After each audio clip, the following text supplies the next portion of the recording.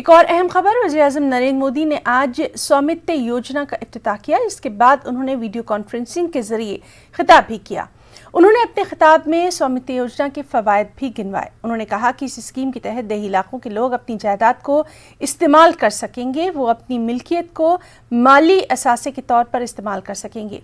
4 साल में स्कीम के तहत 6.2 इलाकों का अहाता किया जाएगा।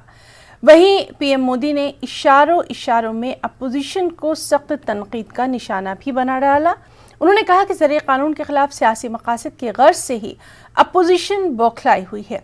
अपोजिशन को किसानों से प्यार नहीं है।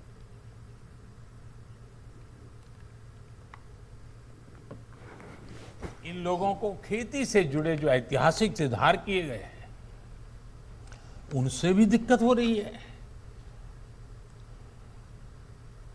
वो लोग बौखलाए हुए हैं। ये बौखलाहट किसानों के लिए नहीं है, खुद की दुनिया जो अब देश समझने लगा है ना, उसकी परेशानी है।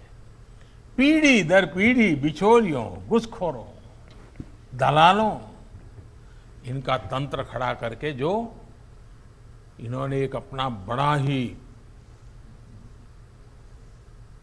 एक प्रकार से मायाजाल बना के रखी थी। देश के लोगों ने इनकी मायाजाल को, इनके इन सभी मंसूबों को ढहाना देश की जनता ने शुरू कर दिया है।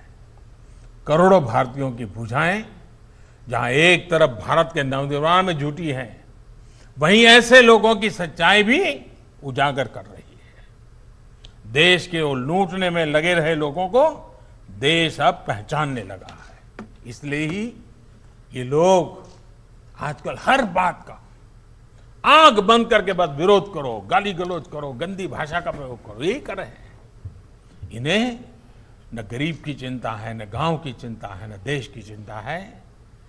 उनको हर अच्छे काम के प्रति परेशानी हो रही है।